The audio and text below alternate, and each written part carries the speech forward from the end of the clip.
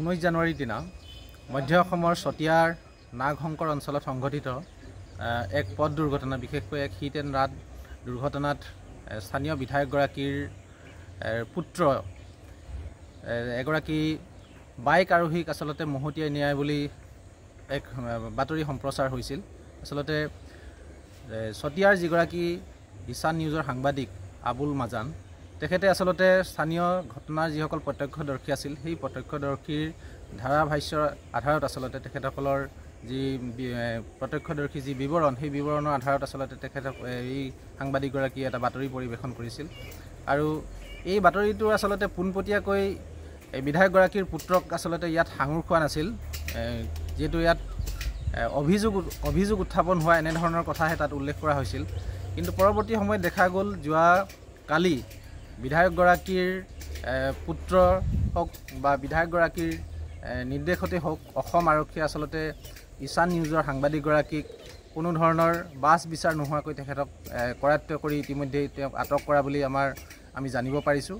এই ঘটনাক আমি ৰাজ্যখনৰ মফচলীয় সংবাদকৰ্মীসকলৰ সংগ্ৰামী মঞ্চ, আছাম প্ৰেছ কৰেছপণ্ডেণ্ট ইউনিয়ন চমুকৈ আপকুৰ ফালৰ পৰা আমি তীব্ৰ নিন্দা কৰিছোঁ, গৰিহণা দিছোঁ। বিশেষকৈ আচলতে ৰাজনৈতিক মন্ত্ৰী বিধায়কসকলৰ এনেধৰণৰ শেহতীয়া কাম কাজে আমাৰ সংবাদ মাধ্যমক আচলতে কুঠাৰঘাত কৰিছে বুলি ভাবিছোঁ। যিহেতু তাৰ স্থানীয় ৰাইজৰ আচলতে অভিযোগৰ ভিত্তিতহে সেই আবুল মাজান নামৰ সংবাদকৰ্মীগৰাকীয়ে বাতৰি পৰিৱেশন কৰিছিল। আৰু সেই বাতৰিটো আলম লৈ আচলতে সাংবাদিকগৰাকীক এনেধৰণৰ মানসিক হাৰাশাস্তি বা এনেধৰণৰ আক্ৰোশমূলকভাৱে তেখেতক গ্ৰেপ্তাৰ কৰা ঘটনাই আচলতে সমগ্ৰ সংবাদ মাধ্যমৰ ওপৰতে কুঠাৰঘাত কৰিছে বুলি ভাবিছোঁ।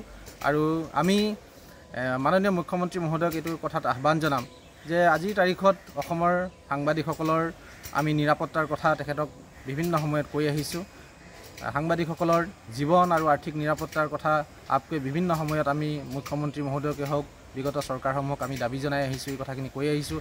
আৰক্ষী প্ৰশাসনকো আমি কৈ আহিছোঁ যে আমাৰ এই সংবাদকৰ্মীসকলৰ ওপৰত আচলতে বিভিন্ন সময়ত যি আতিশয্য চলাই আহিছে, যি ধৰণৰ হাৰাশাস্তি কৰি আহিছে, এই আচলতে প্ৰক্ৰিয়া খুব সোনকালে বন্ধ হ'ব লাগে।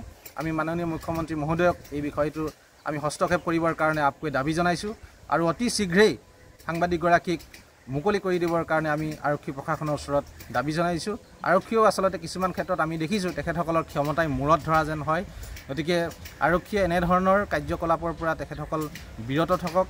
সংবাদকৰ্মীসকলক আচলতে সংবাদ পৰিৱেশনৰ কাৰণে যিখিনি স্বাধীনতা দিব লাগে, আচলতে সেই স্বাধীনতা আমি পোৱা নাই আজিৰ তাৰিখত।